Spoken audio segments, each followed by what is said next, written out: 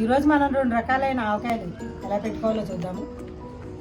ఒకటి మనం సాధారణంగా పెట్టుకునే ఆవకాయ, ఇంకొకటి వెల్లుల్లి ఆవకాయ. మేము మార్కెట్లో 20 మంచి పీచు టెంక పులుపు ఉన్న కాయలు చూసి తీసుకున్నాము. వీటిని ఈ విధంగా ముక్కలు కొట్టించుకున్నాము.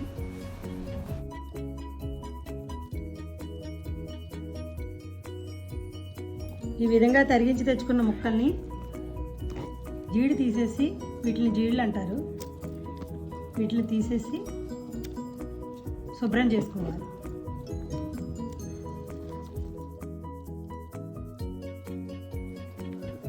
కావలసిన పదార్థాలు: 20 మామిడికాయలు శుభ్రం చేసి ముక్కలు కోయించుకున్నాను,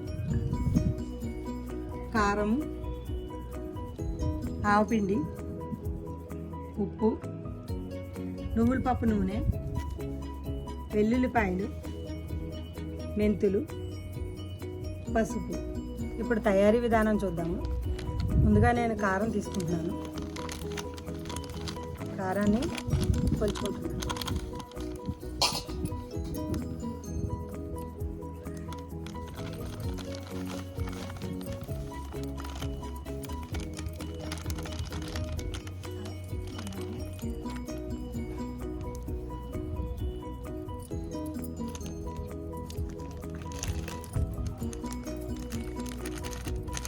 మూడు తవల కారం తీసుకున్నాను.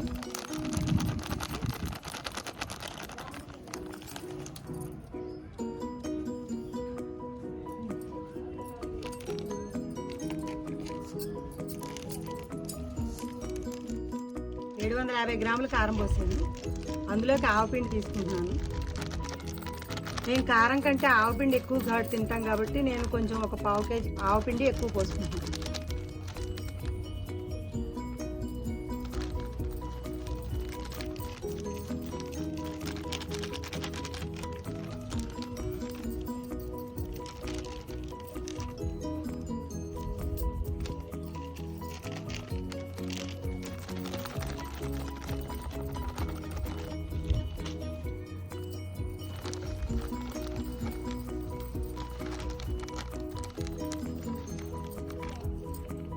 నాలుగు తవ్వలు అంటే 1 కేజీ ఆవపిండి తీసుకున్నాను.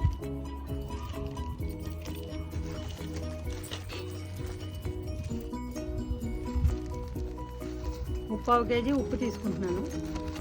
ఇది రాళ్ళు ఉప్పు దంచి ప్యాక్ చేసిన ప్యాకెట్.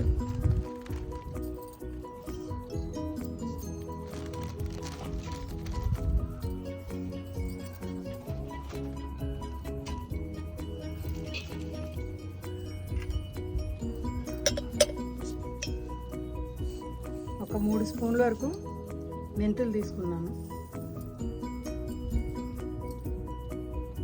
1 టేబుల్ స్పూన్ పసుపు వేసుకుంటున్నాను. వీటన్నిటిని ఇప్పుడు సరిసమానంగా కలిసేలాగా కలుపుకుంటున్నాను.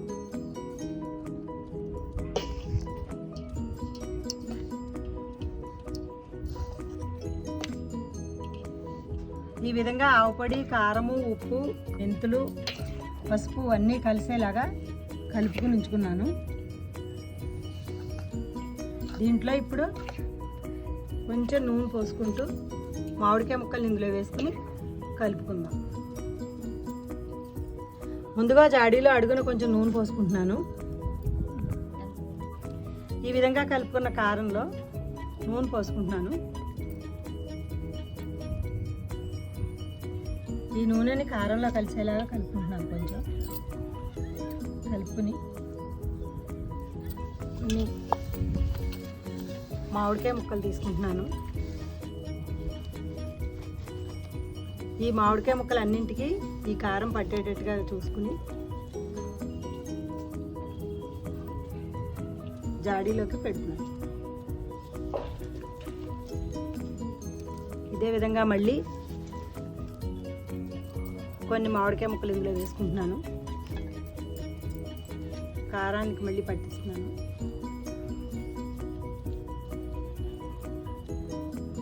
దీన్ని మళ్ళీ జాడీలోకి వేస్తున్నాను.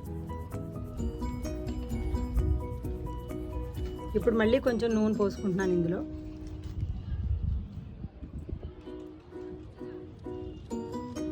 ఈ నూనెని కారానికి కలిసేటట్లుగా కలుపుతున్నాను. మామిడికాయ ముక్కలు తీసుకుని మళ్ళీ ఇందులో వేస్తున్నాను. ఈ మామిడికాయ ముక్కలకి కారం ఎంత బాగా పడితే మన కూరగాయ అంత రుచిగా వస్తుంది.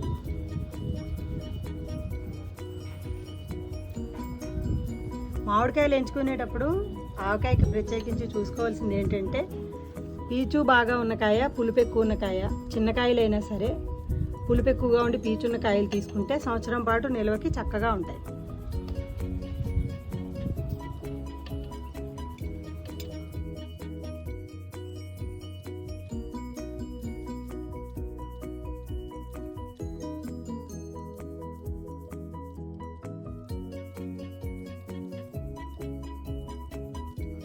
ఈ విధంగా కలుపుకున్న ఆవపిండి మామిడికాయ ముక్కలు ఇందులో వేస్తున్నాను. చివరిగా కొంచెం ఆవపిండిని పైన వేస్తున్నాను. పైన కొంచెం నూనె పోస్తున్నాను.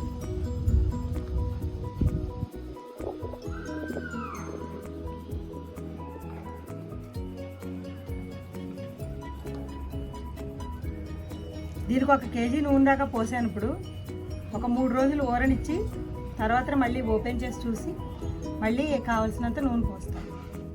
ఈ విధంగా తయారు చేసుకున్న ఊరగాయలో 3 రోజుల తర్వాత ఇంకొక 1/2 కేజీ నూనెను పోసుకుంటాను.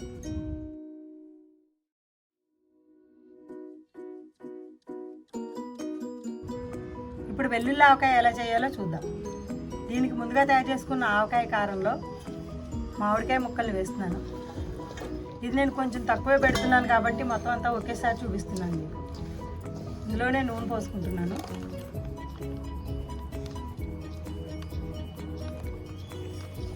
ఈ నూనె ఈ మామిడికాయ ముక్కలు మొత్తం కలిసేలా కలుపుకుంటున్నాను.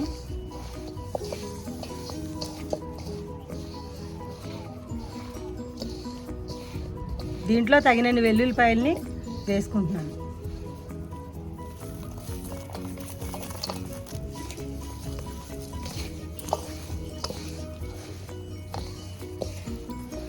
ఇంకొంచెం నూనె పోసి కలుపుతా. ఇప్పుడు ఈ కలుపుకున్న ఆవకాయని చిన్న జాడీలోకి పెట్టుకుంటున్నాను.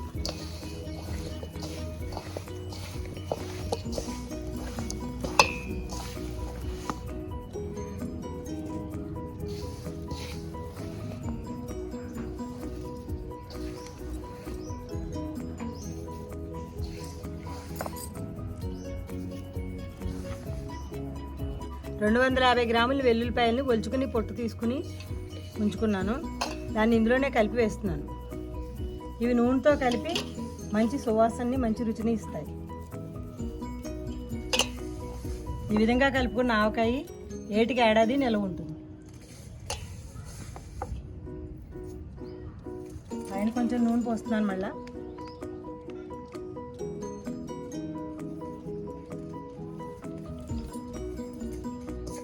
తిరిగి 3 రోజుల తర్వాత మళ్ళీ ఓపెన్ చేసి ఇంకొక 1/2 కేజీ నూనెని ఇందులో కూడా పోస్తాను. ఈ విధంగా జాడీలో పెట్టుకున్న ఆవకాయలు మూత పెట్టుకున్నాను. దీనికి ఈ విధంగా క్లాత్తో కట్టి అదే క్లాత్లో ముక్కను తీసుకుని ముడివేస్తున్నాను. ఈ విధంగా బట్ట పెట్టి పైన ముడివేసుకుని కట్టేసుకున్నాను. దుమ్ము ధూళి పడకుండా శుభ్రంగా శుచిగా ఉంటుంది. దీన్ని మళ్ళీ 3 రోజుల తర్వాత తీసి తగినంత మళ్ళీ నూనె పోసి ఆవకాయ పైకి కిందకి కదుపుకుంటాను. అదేవిధంగా ఈ ఆవకాయకి కూడా మూత పెట్టేస్తున్నాను. క్లాత్ కడుతున్నాను. ఈ విధంగా ఉన్న ఊరగాయలు సంవత్సరం వరకు పాడవకుండా ఉంటాయి. మనకి సంవత్సరం పాటు తినడానికి అనువుగా ఉంటాయి. మీకు ఈ ఆవకాయ నచ్చుతుందని అనుకుంటున్నాను. ఇది మా అమ్మమ్మ కాలం నుండి చేస్తున్న రెసిపీ. అమ్మమ్మ దగ్గర నేర్చుకున్నాను దీన్ని నేను. 3 రోజుల తర్వాత ఈ జాడీలను ఓపెన్ చేస్తున్నాను. ఇప్పుడు ఎలా ఉన్నాయో చూద్దాం.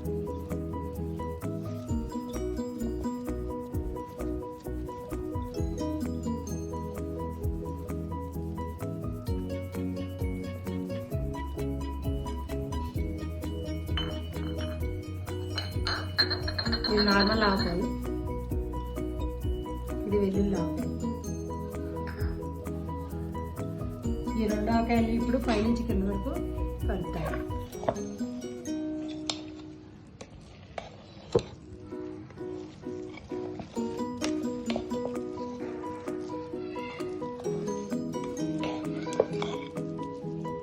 దీంట్లో నూనె చాలా తక్కువ అయింది, సో ఇప్పుడు నేను మళ్ళీ నూనె పోస్తున్నాను.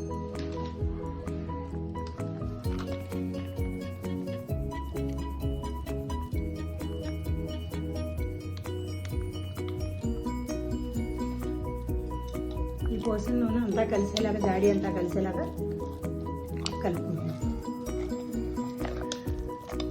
అదేవిధంగా వెల్లుల్లి ఆవకాయను కూడా కలుపుతున్నాను.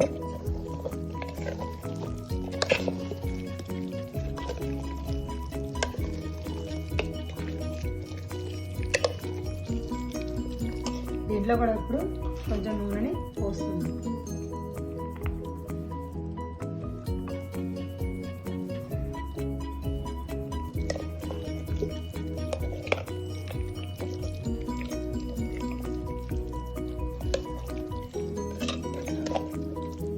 ఈ విధంగా తయారు చేసుకున్న ఆవకాయ సంవత్సరం అంతా నిల్వ ఉంటుంది.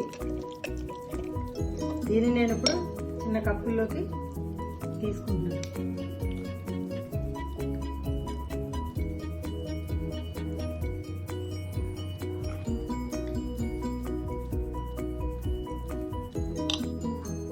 ఇంకొక బౌల్లోకి వెల్లుల్లి ఆవకాయ తీసుకున్నాను.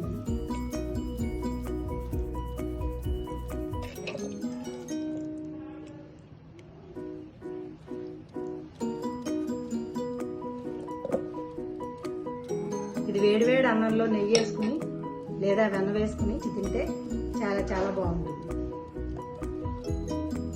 ఈ విధంగా మామూలు ఆవకాయ, వెల్లుల్లి ఆవకాయ తయారు చేసుకున్నాము. మీకు నచ్చితే కనుక షేర్ చేయండి, లైక్ చేయండి, కామెంట్ చేయండి, సబ్స్క్రైబ్ చేయడం మాత్రం మర్చిపోకండి. Thanks for watching.